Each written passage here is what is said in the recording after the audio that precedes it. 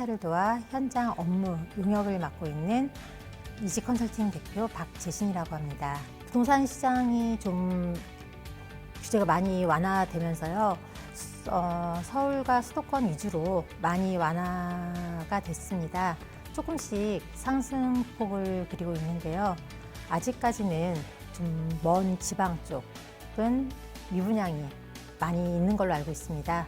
그렇지만 서울과 수도권 쪽으로는 조금씩 상승곡선을 기울이고 있습니다. 2월 말까지는 지켜봐야 알겠지만 조금씩 더 나아질 거라고 판단이 되고 있습니다. 제일 큰 차이점은요. 제일 궁금해하시는 분양가 측정 방식인데요. 공공임대아파트 같은 경우는 10년, 20년을 살아보시고 나중에 분양받는 시점이 분양가 책정 시점이 되는 것이고요. 주변 시세에 따라서 주변 시세의 70에서 많게는 90%까지 분양가가 측정이 되고요.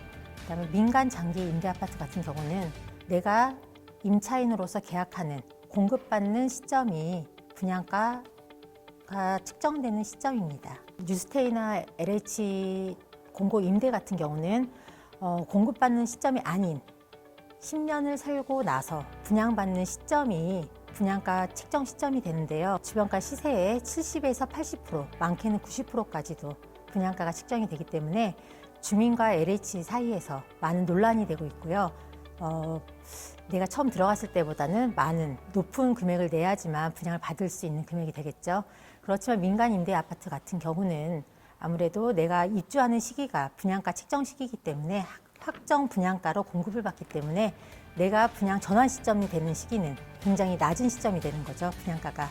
민간 장기 임대 아파트는 분양 가격이 확정된 상태로 공급이 됩니다. 10년 살고 확정된 금액으로 처음 분양받은 그 금액으로 분양을 받기 때문에 주민으로서는 굉장히 좋은 거죠. 그리고 둘 다 리스크는 제 생각으로는 리스크는 없다고 생각합니다. 장점이자 단점이 될 수도 있는데요. 10년을 살아보고 충분히 살아보시고 만약에 집값이 올랐다면 LH 같은 경우는 너무 많이 올랐다면 안 받으시면 그만이고 보증금은 갖고 나오시면 되니까요. 그리고 민간 장기 임대 아파트 같은 경우는 올랐으면 얼른 받으셔야죠. 분양가가 낮게 들어갔으니까요. 그러면 갭 차이를 노리실 수도 있으니까요. 그렇게 투자해 보시는 것도 괜찮을 것 같습니다. 그리고 또 하나 민간 임대 아파트와 공공 임대 아파트의 차이점으로는 자격이 없다는 거죠. 특공 세대라든가 이제 특공 세대라고 많이들 알고 계시죠. 신혼부부 세대, 무주택자 세대, 우선 분양권 이런 게 없이 민간 장기 임대 아파트는 주택이 많이 있어도 주택수에 들지 않고요. 그다음 청약이 없어도 가능하고요. 대한민국 국민이면 19세 이상 누구나 다 분양을 받을 수 있고요. 청약 통장 필요 없습니다. 그리고 주택수에 들어가지 않습니다.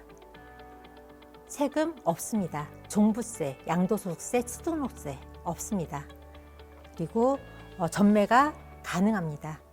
그렇기 때문에 내 세금에서는 언제든지 프리하다는 거, 그리고 내 재산 증식에도 많이 도움이 될 수 있다는 거 꼼꼼히 따져보시고 잘 알아보시고 선택하는 것도 좋은 방법인 것 같습니다.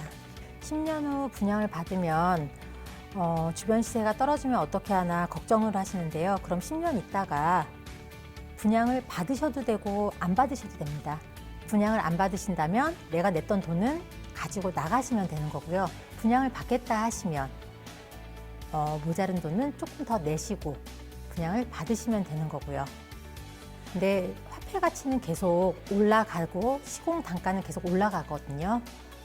사람의 인건비도 계속 올라가고요. 아파트 값이 그만큼 상승하지 하락하지는 않을 것 같습니다.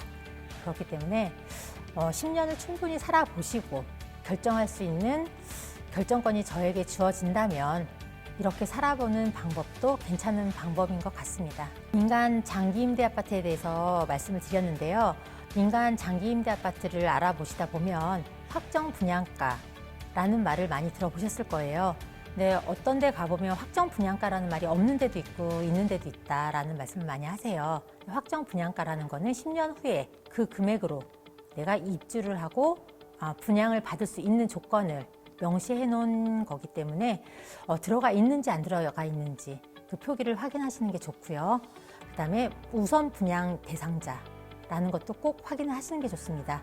내가 분양을 받아서 임차를 해 놓은 상태인데, 임대인을 들여놓은 상태인데 임대인이 우선 분양자가 돼버리는 경우도 있거든요. 그래서 내가 처음에 최초의 임차인이 내가 우선 분양 대상자라는 그 명확한 표시가 되어 있는 계약서를 확인하시는 것도 하나의 방법입니다. 또 입지 조건도 꼭 확인하시고요. 요즘에 역세권이나 인근에 뭐 주변 시설이라든가 인프라 구축이 얼마나 잘 되어 있는지에 따라서도 많이 아파트의 가격은 차이가 나니까요. 이 세 가지는 꼭 기억하시고 장기 민간 임대 아파트를 결정하시는 게 좋겠습니다. 꼭 기억하시고 알아보시기 바랍니다.